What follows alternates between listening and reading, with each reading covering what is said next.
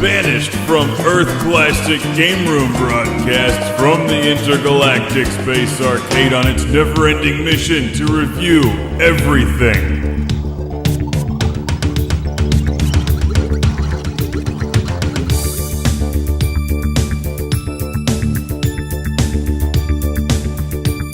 Welcome to Classic Game Room. I previously reviewed the Atari 2600 version of this game. Now let's take a look at the arcade machine, or at least how it plays in my Xevious cabinet. This is Juno First, an amazing game you're not likely to find anywhere.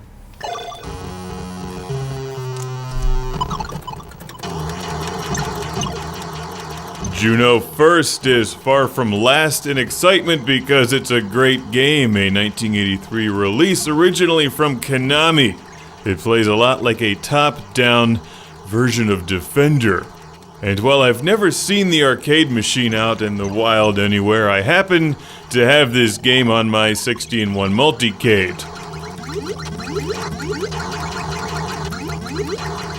And recently discovered it after enjoying the Atari 2600 remake, which is a 2010 release from Atari Age and a damn fine game.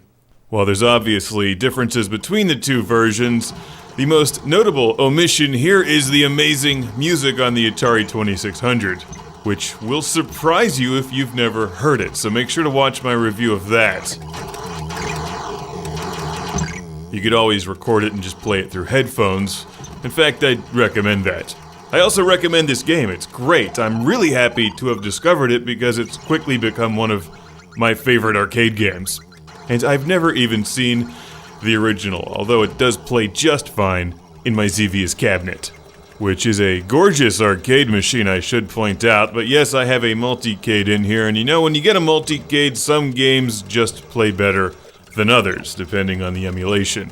Juno First gets a thumbs up. It's great. Others like Burger Time and Zaxxon just don't feel right at all. Juno First is definitely enhanced with a disco ball, but that can be said for anything. Let's talk about what you do here. You blow up a bunch of enemies for points, and depending on how quickly you blast your way through each level, you can score some bonus points. It starts off pretty easy, but quickly gets difficult as enemies move in erratic fashions and start to shoot homing missiles at you. Somewhere around level 4 and 5, it's a tough game. And trying to break 100 is not easy, but when you do, you get an extra life. You'll need 2 buttons to play Juno First. One fires, and the other will temporarily explode your ship and then regenerate it, kind of like hyperspace. In asteroids, and that'll come in handy when the enemies just surround you. You'll see.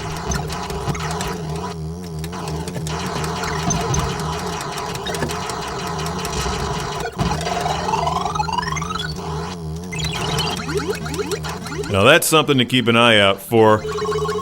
Yes! During each level, a little planet-like looking thing will come out, and if you shoot that, there's a spaceman inside. Pick up the spaceman. I'll take the extra guy. And you go into a bonus round where you score big points. Oh, you guys suck.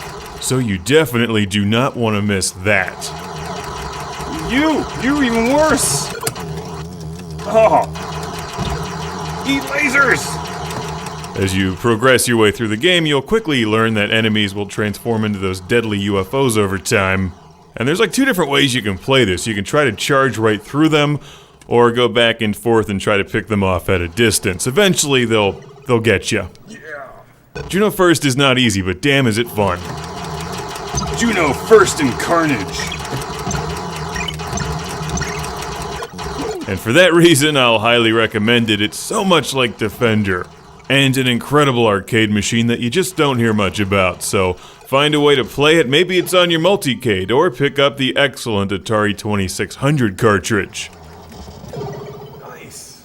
Yes, this is a great day. High score in Juno First. What is not to like about this?